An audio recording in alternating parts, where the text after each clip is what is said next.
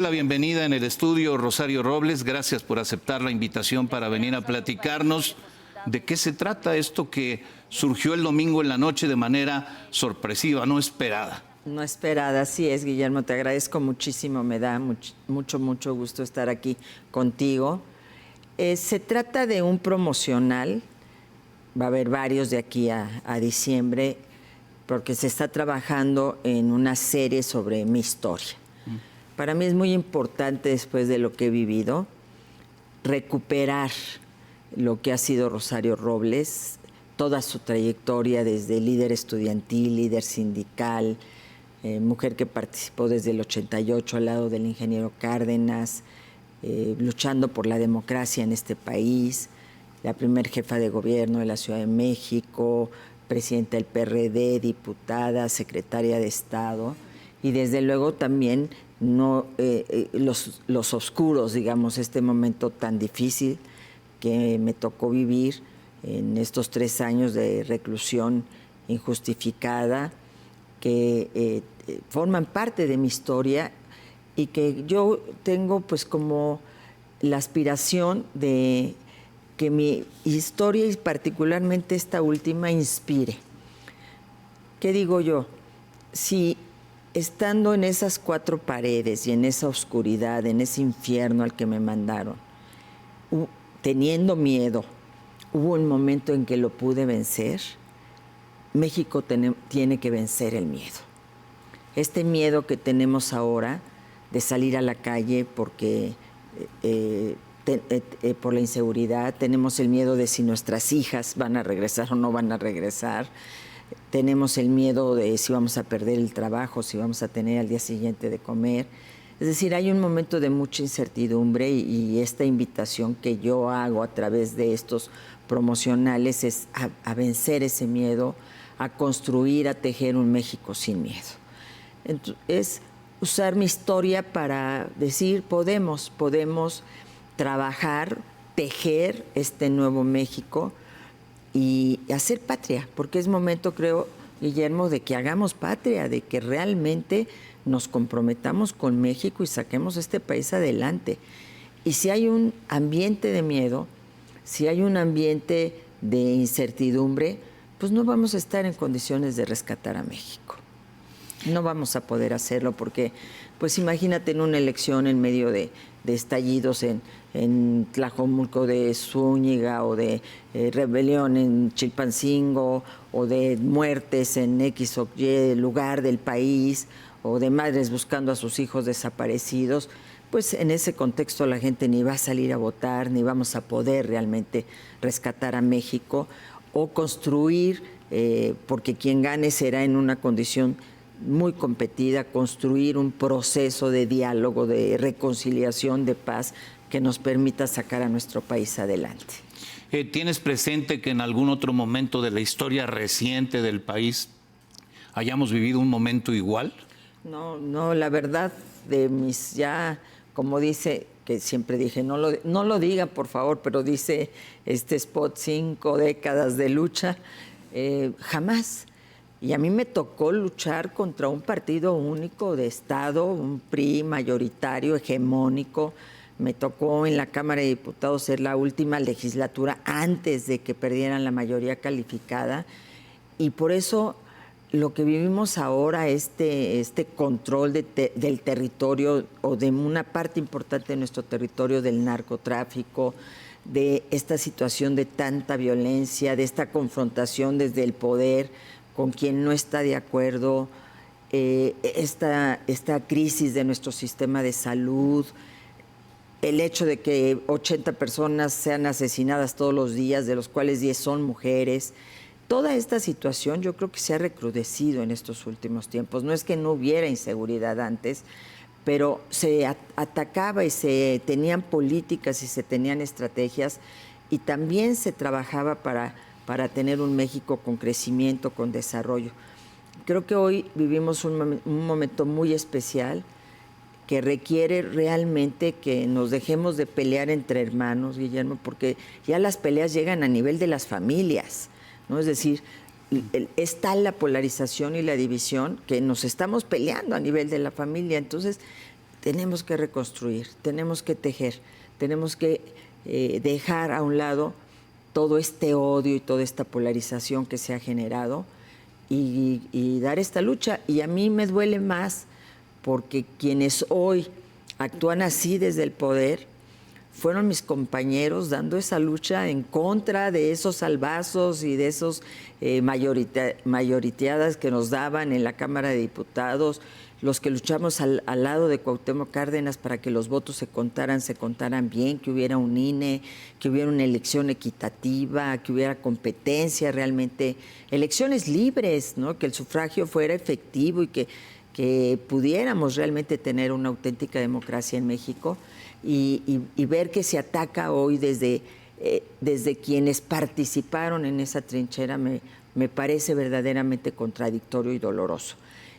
Pero creo que a mí estos 3 últimos años me enseñaron muchas cosas, Guillermo, me enseñaron a que no es con odio ni con resentimiento como vamos a poder salir adelante. Eso lo tenemos que dejar atrás. El deseo de venganza, el odio, lo tenemos que dejar atrás si realmente queremos ser libres. Y no podemos tener un México libre si tenemos un México con miedo. Este promocional refiere que la esperanza estuvo basada en una promesa, pero que esa promesa se rompió. Se traicionó a una lucha política, es una especie de traición a una lucha política como la que has referido para construir democracia en el país. Es que se prometió mucho. A 30 millones de mexicanos se les convenció de que iba a haber una verdadera transformación en nuestro país y que iba a haber un verdadero cambio. Se dijo, yo voy a meter al ejército a los cuarteles a unos cuantos días, después se dijo a 6 meses, voy a combatir primero los pobres, y resulta ser que hay más pobres que antes. Se desmanteló un seguro popular para crear un INSABI que fracasó rotundamente, una estrategia fallida en materia de seguridad. Entonces, se rompieron esas promesas que se hicieron y creo que pues lo tenemos que decir. Y si yo, con todo lo que he vivido, porque oye, ¿no tienes miedo? No, es que lo que quiero decirles es que no tengamos miedo. Si con lo que yo he vivido puedo hablar y puedo decir y puedo dar la cara y puedo seguir luchando por el México que todos queremos y al que aspiramos, pues con mayor razón quienes no han pasado por esta alcantarilla a la que me lanzaron, Guillermo, y que fue verdaderamente brutal, pero al mismo tiempo de muchísimo aprendizaje, de mucho aprendizaje. Entonces, veremos el surgimiento de una serie que hablará de tu vida estudiantil, de dirigente estudiantil, tu vida de dirigente sindical. Estábamos acordándonos ahora el tiempo que tenemos de conocernos.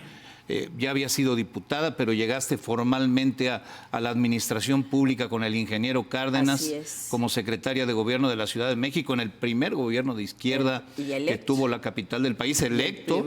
Se acabó el regente y nació el jefe de gobierno del Distrito Federal, que ahora es el jefe de gobierno de la Ciudad de México, y ahí iniciaste tu trayectoria por la administración pública que después te llevó a convertirte en secretaria de Estado.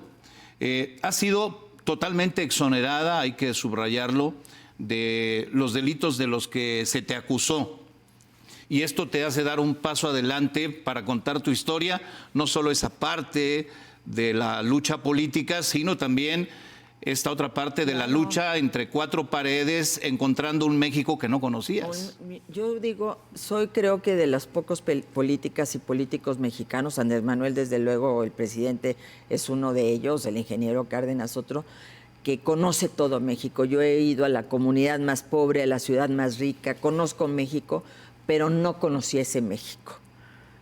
De repente dije, a lo mejor por algo estoy aquí. El México detrás de las rejas. Ese México de dolor, de injusticia, en donde te das cuenta de que hay una enorme deuda en esa materia, de que hay mucha gente inocente en la cárcel y que no tienen voz, que no tienen incluso posibilidades de luchar porque llegar ya a nivel del amparo ya te cuesta, ya no puedes, y la gente se queda ahí purgando años y años de su vida sin sentencias. Y yo me di cuenta que el poder también no solamente está relacionado a un cargo, a que tengas una infraestructura, sino ahí, estando encerrada, tuve el poder de que se les hicieran sus análisis a las mujeres de cáncer cérvico-uterino y de las mastografías, de que se hicieran pruebas COVID. Se agarraron casos pro bono por mi hija Mariana, que hizo su ruta por la libertad, y logramos la visita del ministro Saldívar, presidente en ese momento de la Corte, histórica, porque jamás un presidente de la Corte había ido a un penal a escuchar de viva voz la injusticia en la que viven, en este caso las mujeres, porque se tiende a criminalizar más a las mujeres, y tú tienes ahí a muchas mujeres pagando por lo que hicieron hombres, que las usan y que al final de cuentas las que caen son ellas mientras ellos siguen libres. Pero también mucha gente inocente que merece que se le voltee a ver, y también quien haya cometido. Yo aprendí a no juzgar, Guillermo. Aprendí a no juzgar y aprendí a que todos tenemos derecho a una segunda oportunidad. Por lo que me estás diciendo, no hay detrás de este proyecto ni resentimiento ni revancha. No. Muchos leímos, Rosario Robles regresa al escenario político. ¿El lanzamiento de este proyecto en enero representa tu regreso al activismo político? Bueno, es que yo digo que nunca he dejado la política, porque estando allí en cuatro paredes seguía haciendo política. La hago cada columna que escribo, opino sobre México, en los programas en los que participo. No sé, no es momento de decidir, en esto sí he sido yo muy clara. No estamos en tiempos electorales. ¿Ni estás pensando en alinearte hacia un grupo político o hacia otro? Obviamente yo quiero contribuir a que mi país mejore. Obviamente sería desde la lógica opositora al proyecto que hoy nos gobierna, porque bueno, simple y llanamente porque se cometió una gran injusticia conmigo y porque no comparto mucho de lo que se representa o se hace todos los días. Y lo has venido denunciando. Si el tono de los promocionales es el que vimos en el primero, pues sí, pues se trata de una denuncia pública respecto a una realidad en que se encuentra México, pues debido a que se traicionó a una causa. Así, ¿no? Es, y sobre todo que se utiliza la cárcel para perseguir adversarios, cuando se debería de ser, sobre todo quien hoy nos gobierna, que al que se le quiso hacer un desafuero, al que se le quiso sacar de la jugada varias veces, es el que menos debiera utilizar los instrumentos del Estado para perseguir opositores y llegar, en el caso extremo, de cerrarme a mí una puerta también, pero de una cárcel. Es decir, 1,101 días ahí recluida, sin que se me comprobara nada, sin que se me encontrara nada, sin que hubiera un peso que a mí bueno, soy la mujer más investigada de México y no hubo nada que pudieran encontrar, ni en mi familia, ni en mi hija, ni en mis hermanos, ni en mí misma, que fuera más allá de lo que he ganado con mi trabajo a lo largo de todos estos años que estamos platicando. Entonces, sí es una denuncia, pero al mismo tiempo es una invitación a este México que es tan grande, que es enorme, este México maravilloso, que tiene este potencial, y si nos unimos, y hoy es el día de Mandela, y lo quiero traer a colación, porque un hombre que estuvo 27 años en la cárcel, que fue masacrado su pueblo, que había un apartheid, que fueron asesinados los líderes de su movimiento, o presos como él, o exiliados, sale y dice: yo cuando salí hacia mi libertad, dejé atrás la venganza, el odio, la ira, porque si no me iba a quedar prisionero de esos sentimientos. No, y llegó a reconciliar a su país, y dijo, pues todos somos sudafricanos. Yo creo que esa es la misión que tenemos en México. Me parece que quien próximamente nos gobierne, de donde sea, tendrá que reconciliar a México, porque no va a ser la misma circunstancia de lo que estamos viviendo ahora. No van a ser 30 millones de votos, una mayoría calificada en el Congreso de la Unión, que permitieron en el primer trienio que se caminara por una determinada ruta. Yo creo que no va a haber esta circunstancia. Eso no va a pasar, en tu opinión. En mi opinión, y entonces quien llegue estará obligado al diálogo y a la reconciliación de nuestro país. Pero para que eso pase, tenemos que salir a la calle. Y por eso yo cuestiono que nos centremos tanto en lo electoral ahorita, cuando lo que estamos viviendo, y estoy haciendo unas rutas por la gratitud de toda la gente que apoyó a mi hija Mariana, y la gente pues tiene miedo. Unas me dijeron, tenemos miedo de ser mujeres, porque ya somos las que más afecta esta situación de inseguridad. Otras personas me dijeron de manera muy trágica, todos estamos presos, Rosario, es decir, tenemos nuestras cárceles, pues nos encerramos en nuestra casa, ¿no? Es decir, no hay una libertad en la que podamos vivir, y eso es algo que tenemos que construir entre todos, porque si no la República con mayúsculas está en riesgo, porque uno de los valores de la República, que es la libertad, sin seguridad no lo podemos realizar, ¿no? Habrá momento para hablar luego del tema electoral. La verdad es que se adelantó de una manera inexplicable todo este tema. Ahora se está hablando de que el Tribunal Electoral podría darle marcha atrás a las dos grandes agrupaciones políticas para que cesen. Estas que no puede ocultarse son actos anticipados de campaña, y entonces todos tendremos que dar un paso atrás hasta que llegue el momento a partir de septiembre en que arranca formalmente el proceso electoral. Déjame hacerte una pregunta breve porque se trata de una mujer. ¿Se está haciendo un uso faccioso del poder contra Xóchitl Gálvez, que de repente apareció irrumpiendo como una posibilidad muy fuerte de la oposición para aspirar a la candidatura presidencial? Yo he manifestado mi solidaridad incondicional con Xóchitl Gálvez. Yo fui objeto de una persecución de Estado y desde luego que repruebo totalmente que desde la tribuna presidencial se ataque a una candidata a dirigir el Frente Amplio, para no hablar de procesos electorales, al frente opositor, y no solo porque sea mujer, cualquier persona, pero particularmente porque es mujer.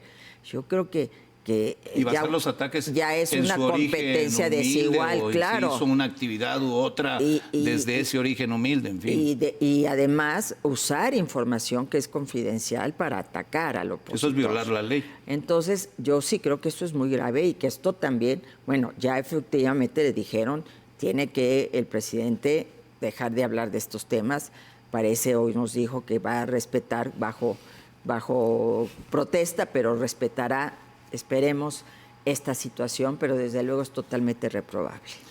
Pues estaremos viendo cada semana o no sé cada cuándo, con qué periodicidad. De aquí a diciembre todavía falta tiempo, a lo mejor habrá una periodicidad menos frecuente. Guillermo, mi libro. Y veremos este tipo de promos y vendrá la serie sobre tu vida. Y estaremos hablando de todo lo que venga en un año que será ciertamente complejo para México, el 2024. Gracias por aceptar la invitación. Guillermo, te agradezco mucho, me da mucho gusto estar aquí. Gusto en saludarte, seguiremos platicando. Claro que sí. Rosario Robles, muchas gracias.